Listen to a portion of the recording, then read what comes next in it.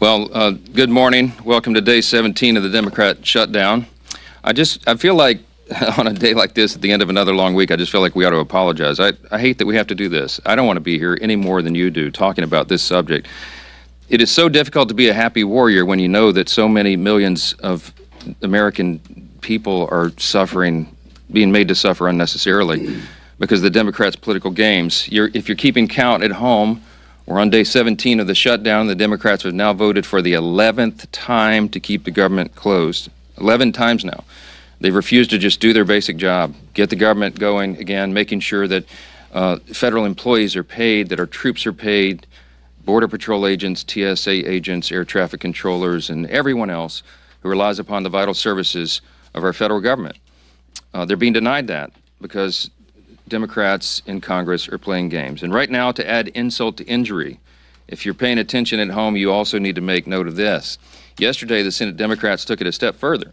They rejected a standalone bill to fund our nation's defense and pay our troops. They voted it down. Now, why is that so noteworthy? Well, the bill was passed out of committee in the Senate with broad bipartisan support. And yet, the Democrats still engaged in a stunt on the floor, and they rejected it. So now they are on record specifically and exclusively to block the paychecks of the troops, to block the funding of our national defense in a very dangerous moment in world history. It is absurd to us. Leader Thune said this on the floor, on the Senate floor after that vote. He said, quote, "That one vote demonstrates just how fundamentally disinterested Democrats are in supporting our troops and providing for our common defense." Yes, that is exactly what we saw. And I suspect that if they were here today and it was on the floor, they'd do it once again. Now, tomorrow, the Democrat leaders are going to join for a big party out on the National Mall. They're going to descend on our Capitol for their much-anticipated so-called No Kings rally. We refer to it by its more accurate description, the Hate America rally, okay? And I'm not sure how anybody can refute that. If you think about what's going to happen here tomorrow, you're going to bring together the Marxists, the Socialists, the Antifa advocates, the anarchists, and the pro-Hamas wing of the far-left Democrat Party. That is the modern Democratic Party. That's where they've gone. And the Hate America rally is the common theme among all those groups. Listen to the language they use themselves. Many of them don't like living in America. They hate capitalism. They hate our free enterprise system. They hate our principles. They hate the ideas that we come in to work every day to fight for, to preserve, in the greatest nation in the history of the world. They hate the idea of individual freedom and limited government. They hate the idea of the rule of law. They fight against it all the time. They hate the idea of peace through strength. They lobby against it all the time. Individual freedom, limited government, the rule of law, peace through strength, fiscal responsibility, free markets, human dignity, the things that lead to human flourishing, the things that made us the greatest nation in the history of the world. They're opposed to law enforcement. They're opposed to military. And their votes show it over and over. That's the collection of voices that you'll hear tomorrow that the Democrats will go out and raise their hands with and cheer with. And some of these people are so blinded by their hatred of President Donald Trump that they can't find one reason to celebrate America or all that we've accomplished and continue to accomplish under this new administration. Now, obviously, every American has every right to exercise their First Amendment freedoms. I'm personally a big advocate of that. I spent the first 20 years of my legal career in the federal courts before I came to Congress defending the right to free speech. They have the right to do it. Republicans, by the way, are the party that fights to maximize your liberty. And we believe, just as our founders did, that every American has been endowed by God himself with unalienable rights, and that includes the rights to life and liberty and the pursuit of happiness. But tomorrow, this rally is not about freedom. It's about the opposite. For many of our Democrat colleagues, tomorrow is about creating really a spectacle. That's what they've been doing here every day of the shutdown with their little TikTok videos and their publicity stunts, and they're going to do it in a much larger venue tomorrow. And as the shutdown drags on, it's becoming increasingly clear that this spectacle is the reason the Democrats have refused to reopen the government. Just read a sample of the materials that this organizing group has circulated far and wide about the event tomorrow. They distributed talking points cheering on the shutdown. I mean, they're urging this on. They love this. They're cheering on Chuck Schumer's decision to close the government, and their lead organizer said this is his words, not mine, quote, "He hasn't surrendered yet. I call that progress." Maybe that's what led Chuck Schumer to say that every day of the shutdown gets better for us. That's what he said. Since then, Democrats have had their 7th, 8th, 9th, 10th, 11th opportunities to reopen the government, and they have obeyed the mob. They have listened to that. On Wednesday, this is pretty ominous. I don't know if anybody's reported on this, but you should. The lead organizer of tomorrow's event issued an open threat to Democrats in Washington, and this is what he said, quote, "The cavalry is coming in on October 18th, and they're either going to be celebrating you or they're going to be calling for new leadership in the Democrat Party." Now, I know who heard that. Chuck Schumer heard it. Hakeem Jeffries heard it. And their actions and their votes show that they are taking that as an order. Evidently, they've decided it's more important to show a fight to President Trump and appease this mob than to reopen the government and ensure the American people are taken care of. It's a binary choice right now. And to the surprise of literally no one, Chuck Schumer confirmed yesterday that he'll attend tomorrow's rally. Of course he will. He gave an impassioned speech on the Senate floor. He urged his colleagues to stand with him and fight against President Trump. The fight is absurd. Senator, you've been in office for 44 years. You've been in Congress longer than that, but you've been in Congress for 44 years, and everybody clearly understands what's going on. You're holding the entire country hostage to protect your own political career. I mean, no one can deny that. And what you're doing is absurd. You're demanding $1.5 trillion new spending instead of the clean, totally nonpartisan CR that you yourself voted for just 7 months ago. The whole charade is obvious. And I also want to point out the irony that is equally clear, okay? As much as we disagree with Schumer and the Senate Democrats and all of that's going to happen tomorrow, no one, not a single person is going to be standing in their way of their right to exercise, assemble, and protest peacefully. That alone is a profound testament to the strength of our republic, to the beauty of America. They are decrying the country that allows them to engage in this activity.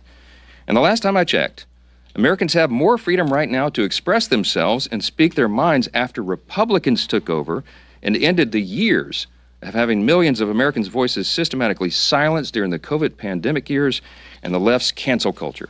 It is the Republicans that restored your right to share and speak your mind. And that's the first and most obvious irony of the Hate America rally. The second and even more absurd fact is that all the Democrats who are so angry that they don't control the government are the same people who have decided to shut it down and hand the keys to President Trump. That's the great irony. Chuck Schumer said it himself. I brought just 2 lines out of his New York Times op-ed that he wrote and published March 18th of this year. And he pointed out there, in a shutdown, this is his words, the Trump administration would have wide-ranging authority. He said there's no check on their determinations on what is essential and what is not. Chuck Schumer put it in writing and published it. He knew this scenario, and he is the one that has decided to hand the keys to the kingdom to President Trump. When he shut down the legislative branch, the chief executive has the authority to make the decisions in the executive branch. He has no choice. They have turned off the funding streams, and they have to triage the situation with federal spending. Everybody on the mall this weekend should recognize and remember who's responsible for taking the reins of Congress and handing them to President Trump. It's Chuck Schumer. He's the one that's done it, and he can make it stop tomorrow if he had the courage to tell you the truth. But he's incapable of telling the truth right now, and he's doing something that's unprecedented. Never in the history of Congress has a party shut down the government over a clean CR. This is an unprecedented event, and it's inexcusable. And it's Chuck Schumer who's making the decision to keep the government closed. And until the mob and Bernie and AOC and the rest of the socialists give him permission to reopen the government, we're afraid that Americans are going to continue to suffer at the hands of Democrats' political games. I doubt Americans will hear that on the protest stage tomorrow, but that is the truth. And it's why Republicans are here and will continue to be here every single day, sharing the facts with the American people for as long as it takes. In just a moment, you're going to get to hear from our dear friend and colleague, the chairman of our Armed Services Committee, Chairman Mike Rogers of Alabama. As I mentioned at the top of the remarks, Democrats have voted 11 times now to block the paychecks for our troops. And we have a duty to support those men and women who defend our country and all the rest of us. And the Democrats are failing our brave heroes. Chairman Rogers is here to tell you more about that and the other grave implications for our national defense and our military readiness. I'm happy to introduce him to you right now. Chairman Rogers. Thank you, Mr. Speaker. I appreciate that. I appreciate all of y'all being here. And focusing on what this means for us. We are very fortunate that President Trump found a way to pay our troops this Wednesday on their payday. For those of you who aren't aware, this country has never, for the last 148 years, because of congressional inaction, failed to pay the troops on time. 1877 was the last time. That would have happened this Wednesday, but for what President Trump did. I do want you to know that that option is not going to be available in 2 weeks for their next paycheck. We had 2 million service members that were able to get paid this week because of President Trump's creativity. And these are families that are serving around the world, many of them in very unfavorable conditions, making huge sacrifices for our freedom and safety. And most of them live paycheck to paycheck. Most of them have less than $3,000 in savings, and 1 in 5 of them only have one source of income. So this is very real for these folks. Now, the 500,000 civilian federal employees, they're going to miss their first paycheck next week, and then the rest of them the week thereafter. This is going to get really painful for a lot of civilian employees. Obviously, I think about the DOD civilian employees, but throughout the federal workforce, people will start missing their first paycheck next week and the week after, and it is solely at the feet of Chuck Schumer and the Democrats in the Senate. This body has passed a funding bill that just continued the Biden budget for a few weeks while we negotiated, and it's the Democrats who have decided to shut this government down. Another consequence that we're dealing with, we were just informed last night by the National Nuclear Security Administration, the group that handles and manages our nuclear stockpile, that the carryover funding they've been using is about to run out. They will have to lay off 80% of their employees. These are not employees that you want to go home. They're managing and handling a very important strategic asset for us. They need to be at work and being paid. Other things that some of our civilian and active duty, the active duty employees are having to suffer is they don't get to do routine medical and dental care when they're in a shutdown. They don't have tuition assistance when they're in a shutdown. If you're got a permanent duty change of station that's occurred during the shutdown, you're just stuck. Your apartment may already be closed. You may be your furniture on a truck going somewhere, and you're just stuck in limbo. All these things are real life problems for people that are being imposed on them by the Democrats. Russia, China, Iran, North Korea, their governments are not shut down. These are the members of the axis of evil that we're having to deal with, and we need our Defense Department operating on all cylinders. Y'all know we've recently passed the reconciliation bill. We're in the middle of contract negotiations for nuclear submarines, for destroyers, for aircraft carriers. All that had to stop because of this. We have personnel that are supposed to be analyzing our intelligence gathering. They're gone home. They've gone home. They can't do their jobs. This has very real national security implications that Chuck Schumer has imposed on this country, and it needs to end. It needs to end, especially now before people start missing paychecks. And with that, I'll yield to the leadership. Thank you, Chairman Rogers. Well, Chairman Rogers just laid out some of the dire consequences that are happening today because Chuck Schumer decided to shut down the government. And a lot of people ask, what's the off-ramp? And especially they ask, what changed in Chuck Schumer from just a few months ago, back in March when Chuck Schumer voted for these very same funding levels? Chuck Schumer himself voted for these funding levels in March, and today he's shutting the entire government down, jeopardizing America's national security over those same levels. And so what changed? And I think you don't need to look any further than what you saw on the stage in New York last night. A debate between the leading candidates for mayor of New York to see how far Chuck Schumer's party has moved to the socialist left. When you see Mondami, who's the leading candidate and by all accounts is going to win going away for mayor of New York, has taken over the Democrat Party in the state of New York.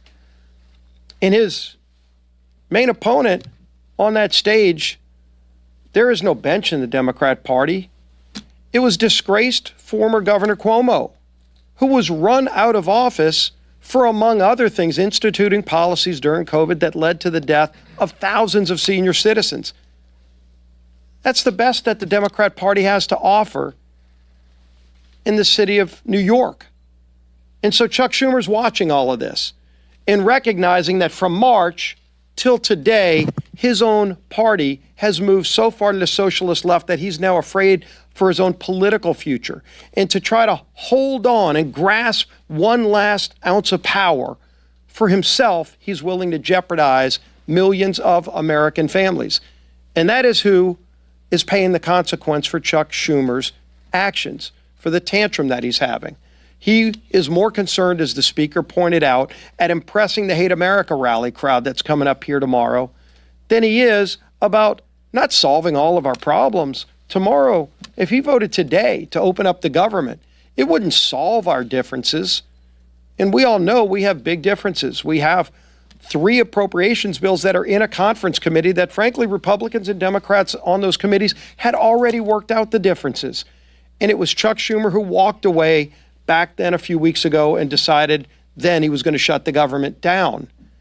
Not because we had really big differences on those policies, but because he needed to appease the radical base that had taken over his own party.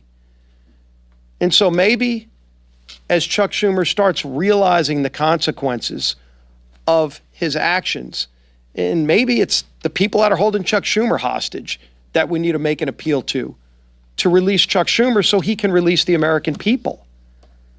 But over and over again, we're going to keep talking about the damage that Chuck Schumer's actions in shutting down the government are causing on real people. Our men and women in uniform, yes, President Trump was able to stave off for a few more weeks by finding money to pay for them, but as Chairman Rogers pointed out, that account's about to go dry.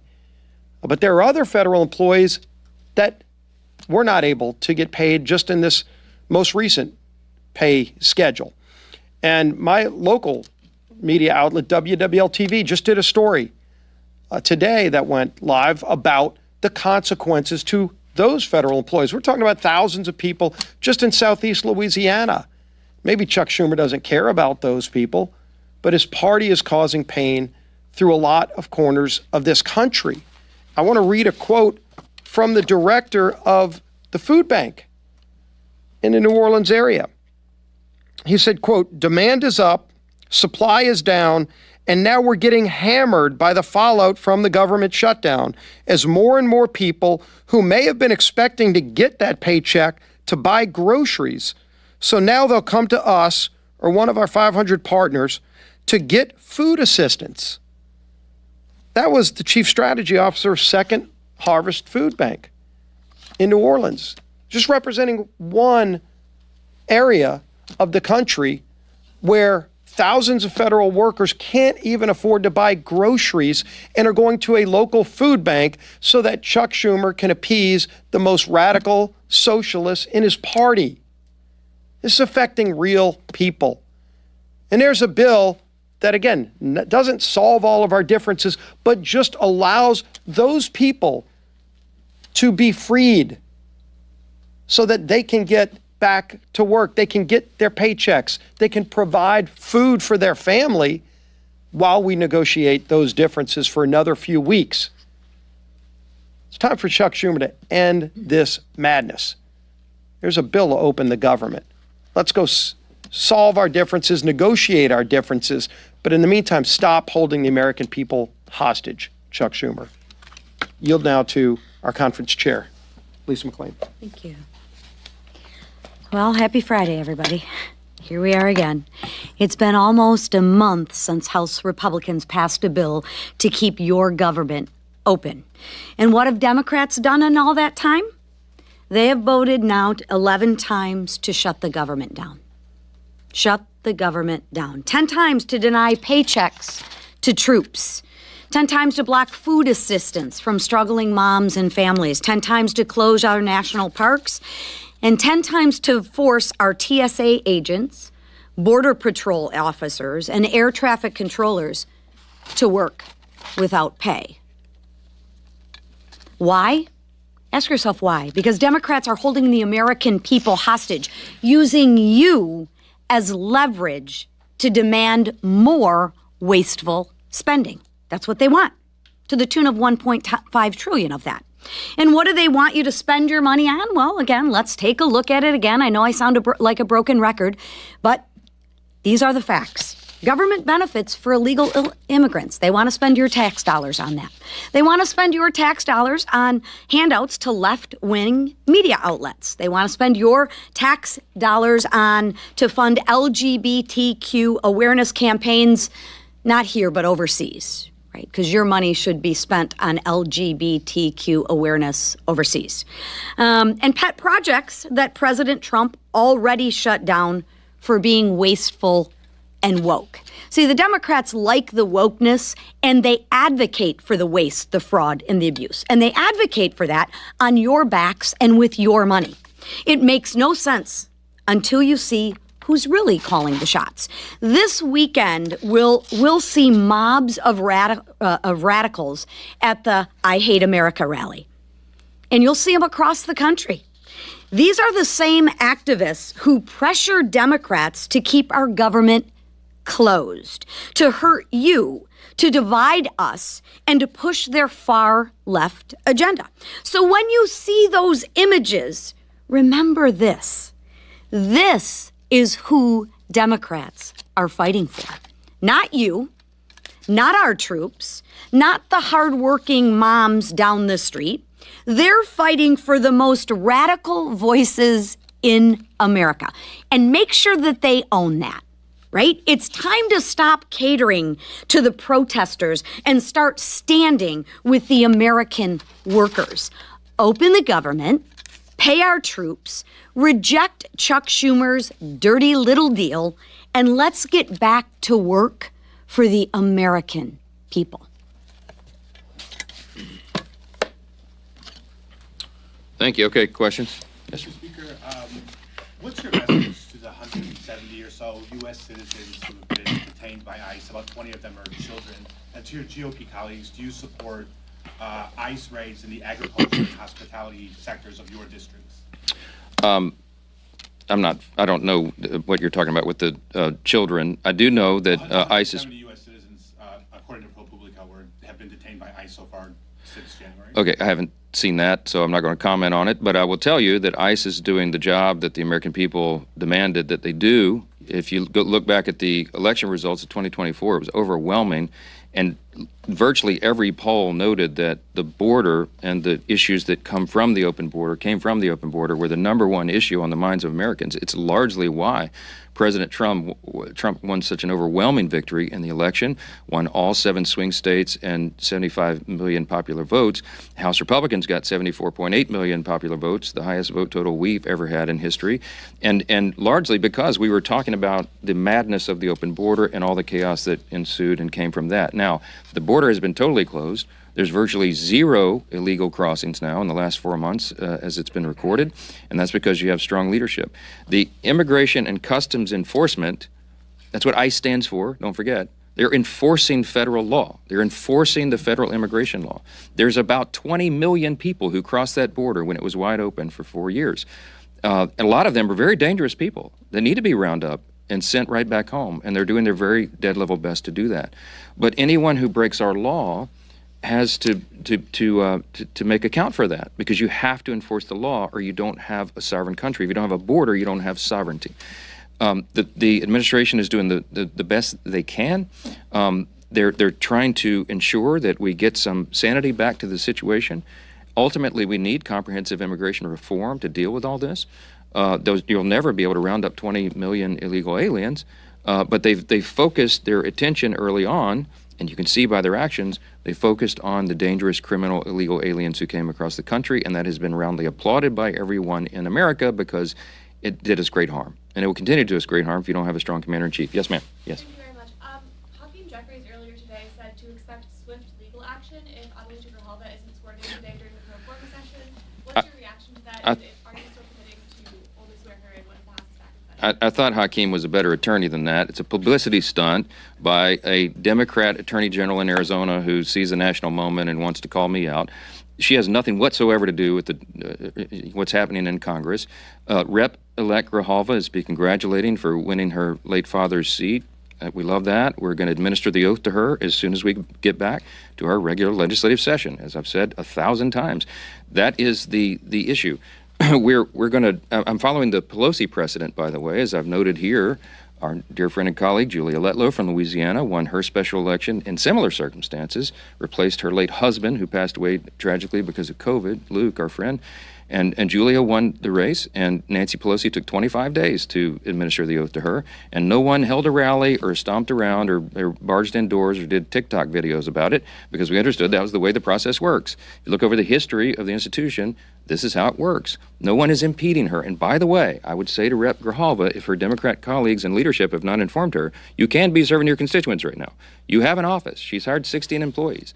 They keep going by and knocking on the door and pretending it's locked. If it's locked, it's because Rep. Grijalva is choosing not to represent her constituents. She can be handling their calls, directing them appropriately, and doing lots of important work right now. I don't know if she is. I hope she is. No ill will towards her at all. I'm going to congratulate her, as I do every colleague who comes in, and we'll do it as soon as we can get the government open again, and get all these Americans who are suffering taken care of. Yes, ma'am. Thank you. Thank you. What is your reaction to Representative Marjorie Taylor Greene saying this is a serious issue in regards to Representative Corey Mills and accusing you of hypocrisy over the handling of this situation versus George Santos? I don't know. I try not to react to what Marjorie Taylor Greene says every day. I did see, somebody told me that she accused me of ousting Santos, which of course is the exact opposite of the history. Everyone can go review what happened.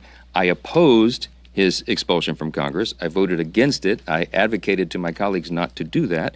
And you can take George Santos's word for it himself. I think right before he submitted to prison, he did a very friendly social media post about me and how I'd been such a great friend to him and a help to the guy. I had a lot of, I was trying to reach out to him as I would any colleague who's in a difficult situation. And I'll be frank. I talked to George Santos about redemption and about, God's mercy and grace. So look, I don't know what Marjorie's talking about. Corey Mills, I noted a few days ago when I was asked about Corey Mills, I'm aware of the allegations against him. I'm an attorney, so I'm going to reserve judgment on that, let the legal process play out, as I should, as anyone would expect. But what I said about Corey from the podium, I meant he's been a very hardworking member of Congress. He digs in deep on his areas of expertise and all of that, and he's served his constituents faithfully, so far as I've seen. I mean, he's been, a hardworking colleague here. With regard to what's going on in his personal life, I don't know. I mean, I know people want me to throw colleagues under the bus. I don't do that. I'm not going to do that. And we'll let the legal process play out. So thank y'all so much.